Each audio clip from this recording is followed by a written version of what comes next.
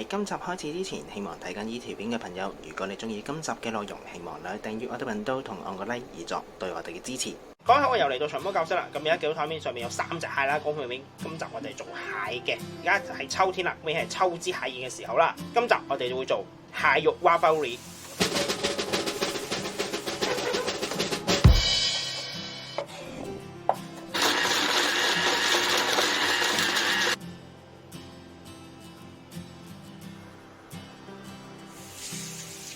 我哋會用呢3隻蟹嚟做個蟹汁嚟配翻個 ravioli 嘅。首先會用呢3隻蟹再加蝦嚟做一個高湯底先。先處理咗隻蟹先啦。咁如果通常啲蟹咧好緊張嘅時候咧，就通常都會周而走嘅。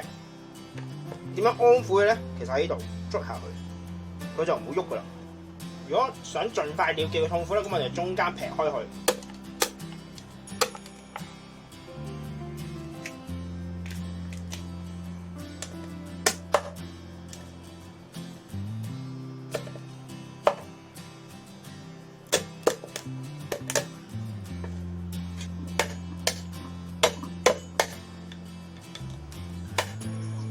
然後呢度就係我哋嘅主要材料啦。咁我哋會有蟹啦、蝦啦、京葱啦、紅蘿蔔、加檸、洋葱、西芹、番茄，我哋亦都會再有白酒同埋 brandy 嘅。先炒咗啲蝦同埋蟹先啦，先落油，落多少少都唔緊要嘅，因為一陣間會索油索得好勁，用猛火嘅要。當油溫熱咗之後，倒晒所有蟹肉落去。呢個時候咧，你可以將啲蟹咧壓一壓，等佢入邊啲味可以更加出啊。跟住落蝦，同樣都係將啲蝦撳一撳佢。個煮法咧係有少少似大蝦湯嗰一集嘅。炒到乾身啦已經，我哋就會落 brandy。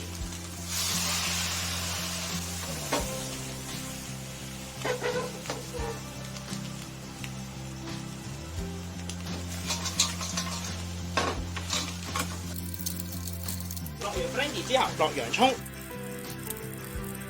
海鮮索油索得係好勁嘅，咁我哋會落多少少油。當洋葱炒到變黃咗之後咧，我哋就落埋紅蘿蔔、西芹、京葱。當紅蘿蔔嗰啲都炒到軟身之後咧，就落埋番茄。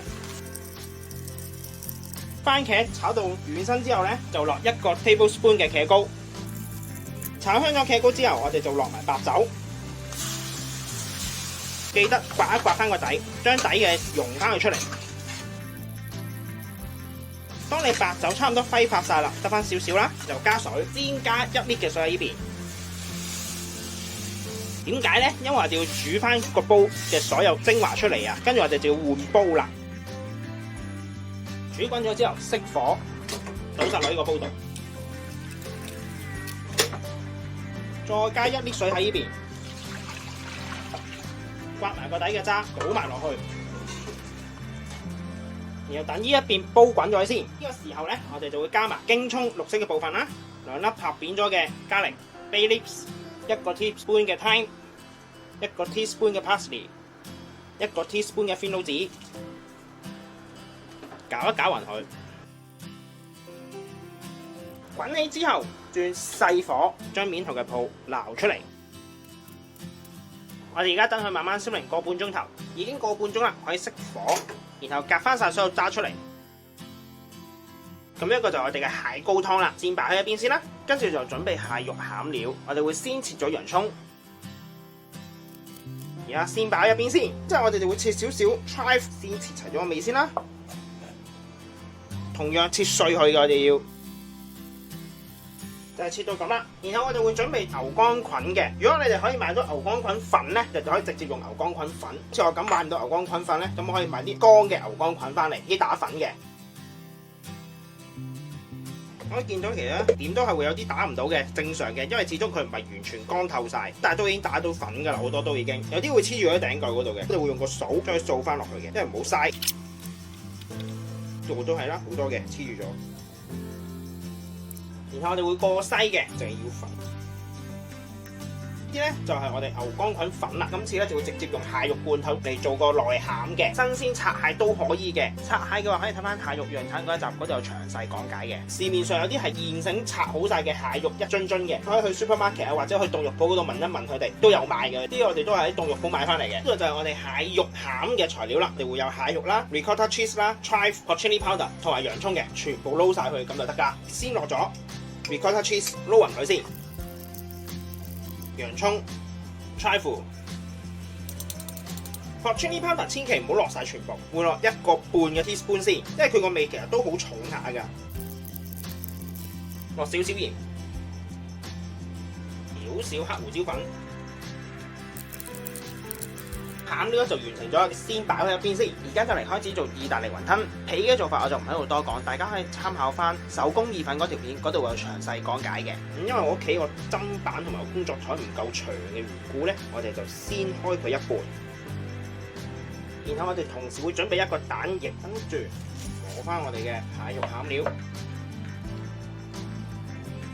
先擺個位，擺中間位置，盡量一個波形嘅。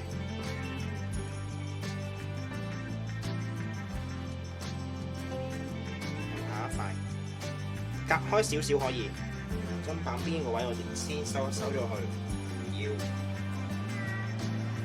我哋掃蛋液篤起嗰度，盡量要貼住個餡嘅，啲蛋液要去到。掃完晒之後，將另一幅冚上去。冚嘅時候唔好完全冚晒落去，要慢慢咁放落去嘅，先可以就得到啲位。嚟到呢度咧，中間撳一撳佢先，同樣撳一撳，去到尾呢度。切咗佢，中間呢度切一刀，分翻開佢哋先。開始封口，首先我哋要將皮同皮之間嘅空氣放翻出嚟嘅，我哋要打翻開少少位啦，再接翻靚仔少少咧。我哋會揾個 ring 後邊啱啱好嘅，要同個餡吸落去，封死咗之後，用另一個 ring 夾斷佢，要大多少少嘅，因為你要用叉壓啲紋出嚟，封死佢嘅。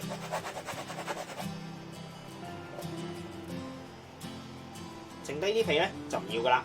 會用叉嚟壓紋嘅，呢個蟹肉 waffle 咁就完成咗㗎啦。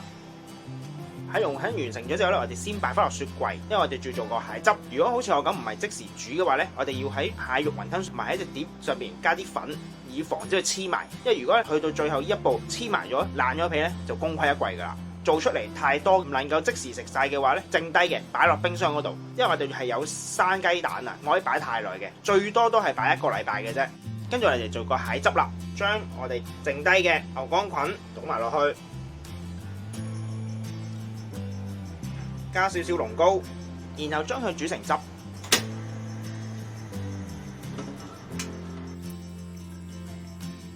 滾起咗之後，轉細火，等佢慢慢 reduce。而家差唔多啦，咁我哋熄火，都已經見到佢得翻少少噶啦。我哋唔需要煮到佢好結身嘅，純粹係要濃縮咗佢個味啫。咁一碗咧就係我哋嘅蟹汁啦。咁而家就再嚟煮翻 waffle 啦，先喺水嗰度加鹽，然後開火，先煲滾咗個水，水滾啦，加入 waffle。呢個時候咧會見到面頭咧可能有啲一塊塊嘢咧透明嘅，以為爆咗，其實唔係嘅，係啲麵粉嚟嘅。遇到熱水咧就變咗塊狀啊，即係等於我哋煮玻璃芡，你冇攪勻佢倒落去咧，就會有啲半透明嘅嘢噶啦。當你粒雲吞完全浮起嘅時候咧，就代表佢熟咗噶啦，可以撈翻佢上嚟，加少少 chive。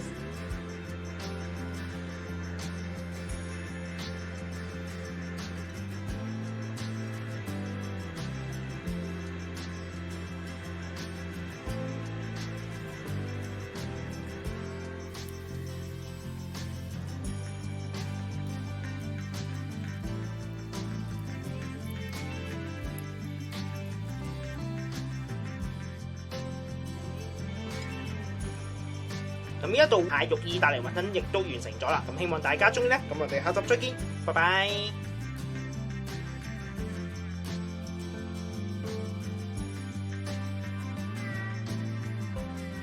我哋而家嚟試一試味，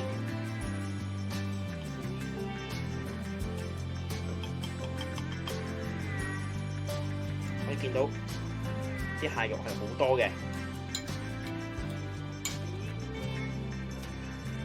嗰個蟹味係好濃郁啊，好似好多隻蟹喺你個口裏邊嚟噶。個皮咧會好彈牙嘅，而家係。